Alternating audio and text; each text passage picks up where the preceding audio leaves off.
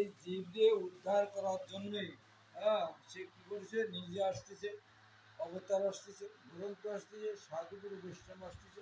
এরপরও বছরে 3বার বোনাস দিচ্ছে, 3বার। একটা বৈশাখ মাসে, একটা কার্তিক মাসে, আর একটা মাঘ মাসে বোনাস দিয়েছে। বৈশাখ মাসে যদি আপনি তুলসীতে জল দেন, আপনি ব্যক্তিগত ধাম প্রাপ্ত হবেন। মাঘ মাসে স্নান করবেন, আর কার্তিক মাসে দীপদান করবেন। এই 3টে মাস, এর ভিতর ঘটনাক্রমে 3 বছর পরে যাবে এই একটা অধিমাস আসে। এরা সাধারণত আমরা তারা জানি না, তারা মল মাস, তাই না? আমরা জানি মল মাস, এরকম জানি, কারণ এই মাসে কোনো পূজা অর্চনা, বিয়ে থা এগুলো নেই। কারণ কি, 12 মাসের জন্যই নির্দিষ্ট করে দিয়ে আছে, এই মাসে এই হবে, এই মাসে এই হবে।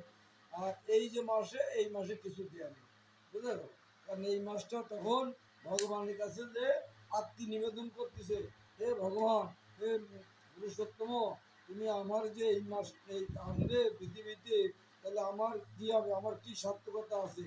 মানুষে আমার পূজা অর্চনা করে না, আরও আমার ঘৃণা করে মল মাস বকতেছে, তাহলে আমার পাশে থেকে কী হবে?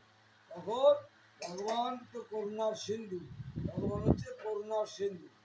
ভগবান বলছে, ঠিক আছে, তোমার দুঃখ করার কোনো কারণ নেই, আমি তোমারে এমন বর দিচ্ছি, এমন পাওয়ার দিচ্ছি, যে পাওয়ারে মানুষ তোমারে কী করবে, সবসময় তোমার বুঝে আসছে না, এই মাসে বেশি করে করবে। বেশি করে কোন করবে, যে কাজ করবে তাতে তার স্বীকৃতি জমা হবে, পুণ্য না। পুণ্য যদি আমরা করি, দান ধ্যান পুজো অর্চনা, সেই পুণ্য একসময় নষ্ট হয়, কিন্তু স্বীকৃতি জীবনে নষ্ট হবে না। এই মাসটা বলছে, আমার নাম হচ্ছে পুরুষোত্তম, তা তোমার নাম পুরুষোত্তম দিয়ে দিলাম। এই মাসে তোমার যে যা ভক্তি করে করবে, হাজার হাজার গুণ ফল পাবে, কিন্তু অন্য মাসে সে সুযোগ নেই। এই জন্যে এই মাসে আমরা ঘটনাক্রমে পাইছি, আর 3 বছর পরে এই মাস বাঁচতে পারি না, বাঁচতে পারি, আর মনে হয় 15-16 দিন আছে, বুঝলেন? বেশি দিন আর নেই। এই হল সুযোগ, আমরা গ্রহণ করতে পারি। আমরা কি করতে পারি, সিম্পল, যেটা পয়সা লাগে না, সময় নষ্ট হয় না, এই কাজ করতে পারি। সন্ধ্যের সময় আমরা ভগবানের দীপদান করতে পারি। সেটা ওই মাটির প্রদীপ বানায়, এই তিলের তেল দিয়ে মাথায় একটু কর্পূর দিয়ে আমি দেখাতে পারি। ভগবানকে দেখাবো, আর হরে কৃষ্ণ মহামন্ত্র কীর্তন করবো, শেষ। এখনো সুযোগ এই মাসে আছে। আর কি আছে, এই কলিযুগের উদ্ধার পাওয়ার জন্যই হরে কৃষ্ণ মহামন্ত্র ছাড়া আর কোনো পথ নেই। বলছে যে মানে জড়জগতে উদ্ধারের আর কোনো রাস্তা নেই। এটা বৃহৎ নারদীয় পুরাণে বলা আছে, আমরা সবাই আগের থেকে জানি।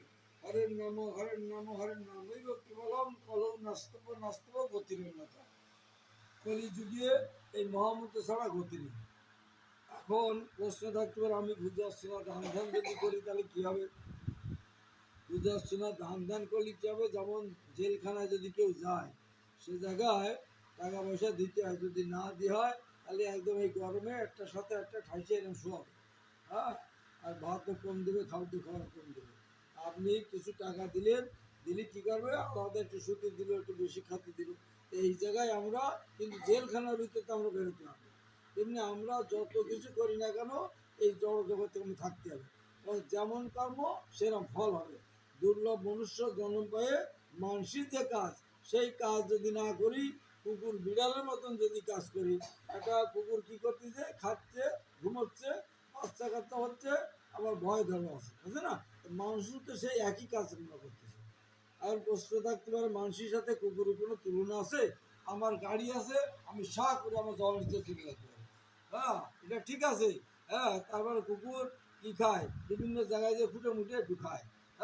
আর আমরা ঘরের মধ্যে এসির মধ্যে বসে 5-7 রকম আইটেম খাই। কিন্তু মজার ব্যাপার হচ্ছে, ক্ষুধা লাগলি খাওয়ার পরে কুকুর 5-7টা বাড়ি ঘোষ করে খাওয়ার পরে যে মজা, আমারও ঘরে এসির মধ্যে দেয় খালি একই মজা। একই মজা কিনা? কুকুর সারি কাটার পরে ঘুম পড়ে যে মজা পাচ্ছে, আমি ঘরেও সে একই মজা পাচ্ছি, বোঝা গেল?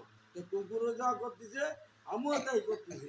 কুকুরের সাথে আমার পার্থক্য হচ্ছে, কুকুর গোবিন্দ ভজন করতে পারে না, যেহেতু তার এই ভজনযোগ্য দেহ নেই, বুঝা গেল? আমার এই ভজনযোগ্য দেহ পেয়ে আমি যদি সেই ভজন সাধন না করি, কুকুর বিড়াল মতন জীবনযাপন করি, পরবর্তী জীবনে ভগবান যমুনার সিন্ধু, ঠিক আছে? হ্যাঁ, তুমি বছর স্বাধীন করবা না, মরার সময়ও তুমি হাড়গোড় সবাই আসবা, ঠিক আছে? এবার কুকুর শিয়াল বা বাঘ হয়ে যাও, হ্যাঁ, তোমার বুতির বউ বা সল মেয়েরে চালানো লাগবে না যে আমার একটু লাগিয়ে দেবো মুসুম বাঘ, হ্যাঁ, ডাইরেক্ট একদম খাবে, ধরবে আর খাবে, কত সুবিধে। এই সুবিধে ভগবান করে দেবে। তো আমরা যারা মনুষ্য দেহ পাইছি দুর্লভ, তার মানে আমরাও একসময় কুকুর বিড়াল হাঁস মুরগি ছিলাম। তার 84 লক্ষ জন্ম এরকম ঘুরেছি, ঘুরে ঘুরে ঘুরে ঘুরে ঘুরে সৌভাগ্যক্রমে এই দুর্লভ মানুষ জন্ম পাইছি। আবার যদি এটারে সৎ ব্যবহার না করি, আবার আমরা ওইরকম চলে যাবো, কুকুর বিড়াল হাঁস মুরগি গরু ছাগল এটা হতে হতে হতে হতে চলে আসবো। তাই কেউ যদি চায় এমনি আমরা এই দুর্লভ মনুষ্য জন্ম লাভ করেও তাও কেউ সুখী নেই, কয়েকই অনেকে আছে কয়েকই সারা মূর্তি বালি বাস্তব মুখী সংসার করে আমার বাসি হলো না, আমরা এরকম করি না। হ্যাঁ, আর এরপরে যদি কুকুর বিড়াল হয়, তাহলে একটা কুকুর দেখলে কি হবে, সাধারণত ছেলেমেয়ে ঢিলা মারে, খাতি দে না, কত জ্বালা। তারপরে একটার সাথে সাধু দেহারি কি কয় হরে কৃষ্ণ ভালো, আর ওরাও দেহারি হরে কৃষ্ণ মানে ওগো হরে কৃষ্ণ দেখা গেলো, কেউ কেউ করতেছে একটু করে কান নাক দিয়ে রক্ত পড়তেছে, এটা হরে কৃষ্ণ দেয়া। এই হলো জ্বালার ভিতরে আমরা না যাই, আমরা কি করবো, সহজ সরল কাজ করবো। কি সহজ সরল কাজ?